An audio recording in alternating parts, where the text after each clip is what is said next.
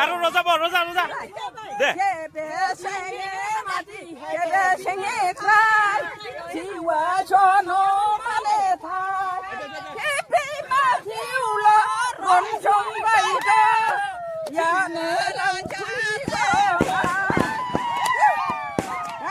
কৰিলে তাৰ বাবে আমি সকলোৱে সুখী হৈছোঁ তাৰ বাবে আমি বাকীখিনি কথাটো পাতিম আমি তাত গাঁৱত গৈ গতিকে এই সংগ্ৰামখনত সফল কৰাত যিসকল আমাৰ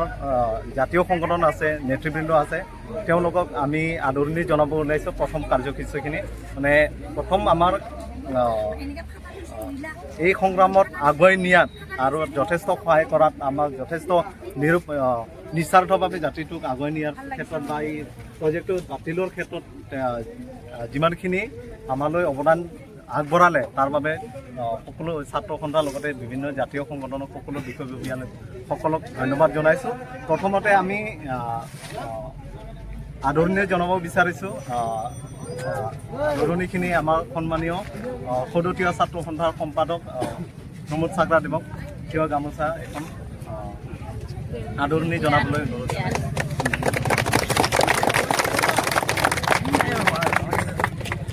ইয়াৰ পিছতে আমাৰ সন্মানীয় ৰাজদৰবাৰৰ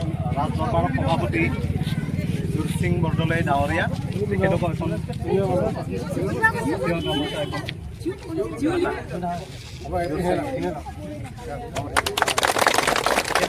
আমাৰ সদতীয় ছাত্ৰ সন্থাৰ সভাপতি ডাঙৰীয়া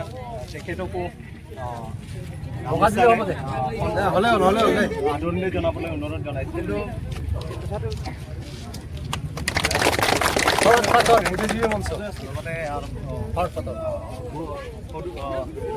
বুদ্ধিজীৱী মঞ্চৰ সভাপতি কৰমচন্দ্ৰ পাটৰ ডাঙৰীয়াকো আদৰণি জনাবলৈ অনুৰোধ জনাইছোঁ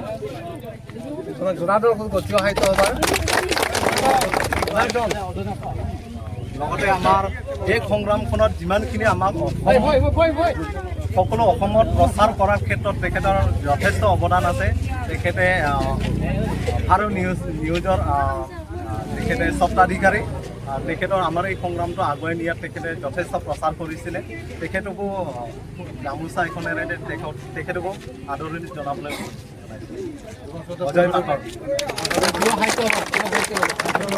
লগতে আমাৰ লগত এই সংগ্ৰামত সহযোগী হিচাপে কিবা সাহিত্য সভাও যথেষ্ট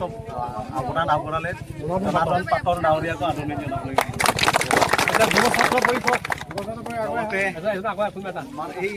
এই সংগ্ৰামত জড়িত যুৱ ছাত্ৰ পৰিষদৰ দিলীপ বৰদলৈ ডাঙৰীয়াকো আদৰণি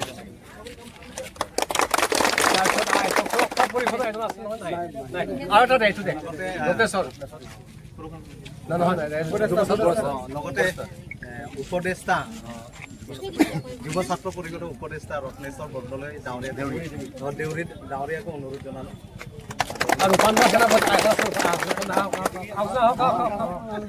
ৰূপান্তৰ সেনাপতি তেওঁ বুদ্ধিজীৱী মঞ্চৰো হয়